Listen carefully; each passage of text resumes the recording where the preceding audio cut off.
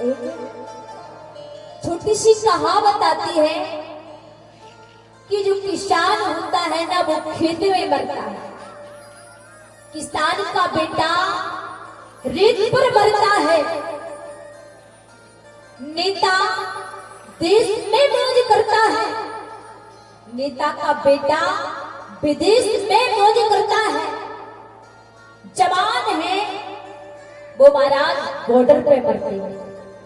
जो जवान होते हैं ना हमारे देश की रक्षा करते हैं, हमारे देश को हम सब लोग को सुरक्षा देते हैं, तो महाराज वो बॉर्डर पे मरते हैं।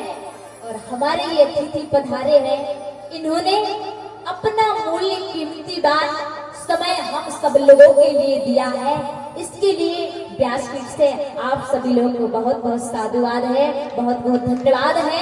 आप सब लोगों ने इस लायक समझा है। कुछ जिसके नेता होते हैं, कुछ नेता होते हैं प्यारे, अपनी प्रजा को अपनी जनता को चरणों से लगाने का काम करते हैं प्यारे। पर आप जैसे जो जवान होते हम सब लोगों की रक्षा करते हैं, हर कार्य से हमें बताते हैं, हमारे सुख में हमारे दुख में रात्रि हो दिन हो हम तो भोजन करके बिस्तर पे सो जाते हैं प्यारे। अगर ड्यूटी पर ये लोग लगे रहते हैं प्यारे तो ये पता नहीं है रात्रि के 12 बज रहे हैं, रात्रि के 2 बज रहे हैं महाराज, सामने से भोजन की थाली भी महाराज पराई हो जाती है। ये हमारे देश की रक्षा करते हैं प्यारे, ये हमारी देश की रक्षा है। हम तो पेट भर के भोजन आराम से कर लेते हैं, और अगर महाराज प्रशासन का फोन आ जाए ना तो हाथ में की जो रोटी है ना वो भी महाराज हमारे पराई हो जाती है। क्योंकि मैं ये देखती हूँ मेरे परिवार में भी है तो बड़ा होता है, लेकिन बहुत बहुत धन्यवाद है हमारे यज्ञ समिति की तरफ से, हमारे यजमान तरफ से और इस व्यासपीठ की तरफ से आप सब लोगों का बहुत बहुत साधुवाद है। आपने कृपा बनाई है, इस सहयोग दिया है। आने वाले समय में हम कथा करने आए या ना आए, कार्यक्रम हो या ना हो, लेकिन हमारे चैनपुर वासी भक्तों के लिए ये दर्शन आप हमेशा प्रणाम करते रहे। बोल बाबा बिहारी लाल की, राधिका रानी सरकार की जय जय श्री राधे श्याम। प्रश्न पे चलते हैं बड़े भाव से। आज प्यारे जैसे ही द्रौपदी बार बार रो रही है। अर्जुन ने कहा द्रौपदी तुम्हारे पुत्रों को मारने वाले अश्वत्थामा को मैं छोड़ूंगा नहीं। गांडीव धनुष को चलाया, ब्रह्मास्त्र आता है, टकराते दोनों भस्म होते हैं। द्रौपदी के सामने पटक दिया। द्रौपदी पांचों पुत्रों को मारने वाला ये पापी है, जरा बताइए ना मैं कैसे मारूं। याद रखिएगा सबके मुंह से आवाज निकलती है मार दीजिए मार दीजिए, लेकिन धन्य है प्यारे हमारे भारत देश की वो नारी, धन्य है प्यारे वो महिला। याद रखना द्रौपदी से पूछा गया बताइए ना 5 पुत्रों को मारा है तो उसे किस प्रकार से मारा जाए। द्रौपदी ने बड़ा प्यारा जवाब दिया। द्रौपदी ने कहा अर्जुन, द्रौपदी ने कहा अर्जुन मैं ये नहीं कहती कि मारो मत, बिल्कुल मार दीजिएगा, पर याद रखना अगर इसे मारने से मेरे 5 बेटे वापस जीवित हो जाए ना तो बिल्कुल जरूर मार देना। क्या? क्योंकि मैं एक माँ हूँ और एक माँ ही दूसरी माँ की वेदनाओं को समझ सकती है कि पुत्र मरने पर माँ के दिल पर क्या गुजरती है। और अर्जुन तुम्हें पता है ना, अरे बुढ़ापे का सहारा या तो पुत्र होता है या फिर प्यारे पति होता है। अरे मेरे 5 पुत्र मर गए, मर जाने दो, मुझे उस बात की चिंता नहीं है, पर याद रखना मेरे 5 पति है ना, मैं अपना जीवन उनके साथ में व्यतीत कर लूंगी। पर अर्जुन अगर आपने इसको मार दिया ना, ये इसकी माँ का इकलौता बेटा है, ये माँ के बुढ़ापे का सहारा है, अगर ये मर जाएगा ना तो इसकी माँ को कोई गिलास पानी देने वाला नहीं है। आप उसे मत मार दिए, मारना है ना तो क्या बोले, मुच्छता मुच्छता ब्राह्मण मेषणा हत्यारंबा। अरे एक तो ये ब्राह्मण है, दूसरा ये बालक का हत्यारा, इसे मत मारो। याद रखना, विचार करिए, अरे जिस माँ के 5 जवान बेटे अगर माँ के सामने से गुजर जाए ना, और उसी माँ के मुंह से आवाज क्या निकलती है, नहीं इसे मत मारो, ये माँ का इकलौता बेटा है। सच सच बताना, अगर इस स्थिति में अगर आज की माँ होती ना तो माँ के मुख से क्या आवाज निकलती, इस परिस्थिति गुजरी हुई आज की माँ होती ना तो माँ के मुख से क्या आवाज निकलती, अरे इसने मेरे 5 बेटे को मारा है ना, तो इसे क्या, इसके पूरे परिवार को, खानदान को, समाज को, रिश्तेदार का, सबका विनाश कर दो कि मेरे 5 पुत्रों को मारा है। लेकिन धन्य है प्यारे मेरे भारत देश की नारियां, जिनका गौरव इतना ऊंचा है, मेरे बेटे मर गए, मर जाने दो, इसकी माँ को कष्ट नहीं होना चाहिए। इतना बड़ा दिल है, बताइए। इसमें छोटा सा एक दृष्टांत आता है, महाराज अगर भारत की नारी ना होती ना, अगर हमारी ये माँ ना होती ना, तो आज हमारे भारत देश प्यारे आजाद होने वाला नहीं था। आप कहोगे कैसा, इसका प्रमाण है, आप सब लोगों ने स्वामी विवेकानंद का नाम सुना होगा, आप सभी लोगों ने महाराज भगत सिंह का नाम भी सुना होगा।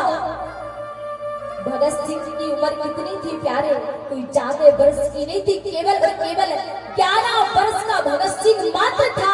इतिहास को उठा करके देख लेना, आज ये इतिहास के पन्नों पर हमारे भारत देश का उसमें नाम आता है, हमारी संस्कृति का उसमें नाम आता है, और हमारे माँ की उस नारी का उसमें भी नाम आता है प्यारे। आप कहोगे कैसे आता है, देश जवानों की वजह से आजाद हुआ, वो तो हुआ है। अरे जो देश है, जवान है, वो तो पहले बाद में आए हैं। क्या इसका छोटा सा प्रमाण, जब हमारा जो भारत देश था ना, हमारा भारत देश था, अंग्रेजों का गुलाम हुआ करता था। महाराज भगत सिंह की उम्र मात्र 11 वर्ष की थी। अंग्रेजों ने एक भगत सिंह से बात कहा था, अरे बेटा भगत सिंह, तुम्हारी उम्र कोई भारत को जीतने वाली नहीं है, तुम तो अभी छोटे हो ना, एक काम करो बेटा भगत सिंह, आप माफी मांग लो, तुम्हें फांसी के फंदे से मुक्त कर दिया जाएगा। धन्य है प्यारे, उस माँ के लाल ने जवाब दिया था, अरे अंग्रेजों एक बात याद रखना, ये भगत सिंह अपना सर कटाना तो मंजूर कर सकता है प्यारे, लेकिन तुम अंग्रेजों के सामने सर झुकाना मंजूर नहीं कर सकता। क्यों? क्योंकि मैं उस नारी का लहू का खून हूँ मारा, मैंने उस माँ के कूप से जन्म लिया है, जिसके माँ के मुख से एक में लाल का नाम कहा जाता है, और मेरी अंतिम इच्छा है कि मेरे देश के ऊपर आप सब लोग मुझे फांसी का फंदा दे दे, मेरी इच्छा यही है। विचार करिए महाराज, जब फांसी का फंदा जब देने लगे ना, उधर से भगत सिंह की माँ रोती हुई आ रही थी। भगत सिंह के गले में काले कलर के कपड़े को जब डाला गया प्यारे, आज भगत सिंह की माँ रोते रोते कहने लगी, अरे अंग्रेजों, मेरे बेटा भगत सिंह से आप मुझे 5 मिनट मिलने दीजिए ना, 2 मिनट का समय दे दो, मुझे मिलने दीजिए। आज भगत सिंह की माँ ने भगत सिंह को देख करके महाराज आज फूट फूट करके रोने लगी। भगत सिंह ने जवाब दिया, क्या माँ, मुझे पता था, मैं इसलिए आपसे मिलना नहीं चाह रहा था कि आप मुझे देख करके रोओगे,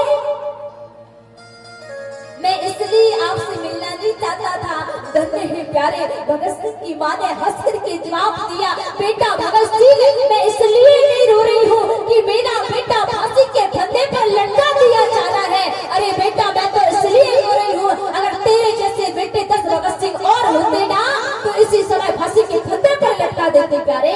मैं तो इसलिए रो रही हूँ माता, इसलिए नहीं रो। ये है हमारे भारत देश की नारी, ये है हमारे बेटा सपूत प्यारे।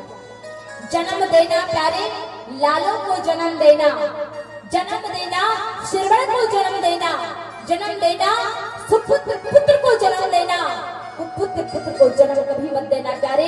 बांझ रहना मंजूर कर लेना, पर ऐसे बेटे को, ऐसी बेटी को कभी मत देना समाज में तुम्हारा सर नीचा कर दे, दाव सम्मान में तुम्हारा स्तर नीचा कर दे। ऐसे पुत्र को कभी जन्म मत देना, जन्म तो उन्हीं को देना, उनके नाम से तुम्हारी पहचान बन जाए। ऐसे बच्चे को जन्म देना, ऐसा संस्कार देना आप सबको। आइए 10 मिनट और कथा में प्रवेश करते, इसके बाद में आपकी की ओर चलते हैं। रामलीला का भी समय होने वाला है। आज जिसकी मारा धक्के दे के बाहर निकाला, अगर कहते हैं ना इज्जतदार व्यक्ति की बड़ी सभा में अपमान हो जाए ना तो व्यक्ति जीते जी मर जाता है। आज अश्वत्थामा ने कहा मेरा नाम निर्वंश में लगा है, और आज गांधी धनुष चलाया उत्तरा का गर्भ नष्ट करने के लिए। आज उत्तरा ने देखा ये गर्भ नष्ट हो जाएगा तो पांडवों के वंश में कोई पानी देने वाला नहीं बचेगा प्यारे। आज उत्तरा रोने लगी, रोती रोती ठाकुर जी के दरबार में जाते हैं। कन्हैया बोले पाहि पाहि महायोग, देव देव जगत कते, दारिका वशम मम शरण।